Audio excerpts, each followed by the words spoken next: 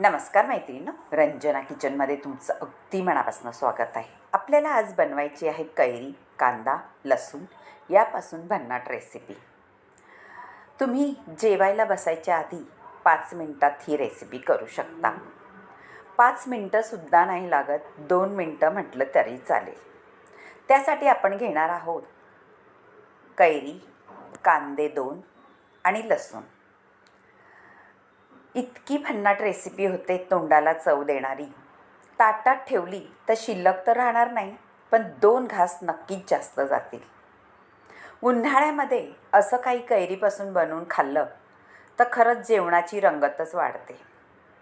त्यासाठी आपण घेतलेली आहे कैरी धुवून स्वच्छ आणि आता कापून घ्यायची आहे. मध्ये कापल्यानंतर आपल्याला त्याची कोय काढून घ्यायची आहे. अगदी कोवळी आहे कैरी आणि ही कैरी जास्त आंबटही नसते.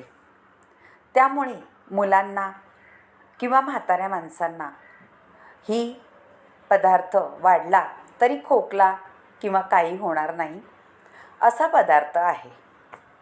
आता कैरीमध्ये कापून घेतल्यानंतर आपल्याला कोय काढून किसून घ्यायची आहे.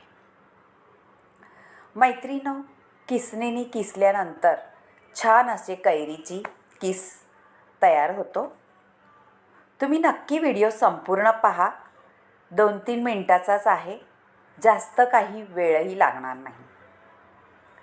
आणि आपल्याला ना गॅस पेटवायचा ना काही, त्यामुळे झटपट रेसिपी आहे. आता किस तयार झालेला आहे कैरीचा. त्यामध्ये आपण घालणार आहोत 2 आपण कांदे कापून घेतलेले आहेत. ते सुद्धा आपण उभे कापून घेतलेले आहेत, आडवे कापायचे नाही. उभे कापल्यानंतर त्याच्यात दिसायलाही छान दिसतं आणि खायलाही सुंदर लागतं. भरपूर कोथिंबीर घेतलेली आहे मैत्रिणींनो. आणि हा आहे ओल्या नारळाचा किस. तोही मी किसणीनेच किसलेला आहे, खवलेला नाही. मैत्रिणींनो, ओल्या नारळाचा किस नसला तुमच्याकडे तरीसुद्धा ही रेसिपी तेवढीच सुंदर लागणार आहे. असला तर नक्कीच घालू शकता. आता हा ठेचा कसला केलेला आहे, लसूण आणि हिरवी मिरची ह्याचा ठेचा केलेला आहे. आता थोडीशी आपण हळद घालू, म्हणजे कलर सुंदर येतो. आणि आपलं थोडंसं लाल तिखटही घालायचं आहे. आता आपण घालणार आहोत चाट मसाला घालायचा आहे मैत्रिणींनो. त्याने अगदी चव अप्रतिम येते.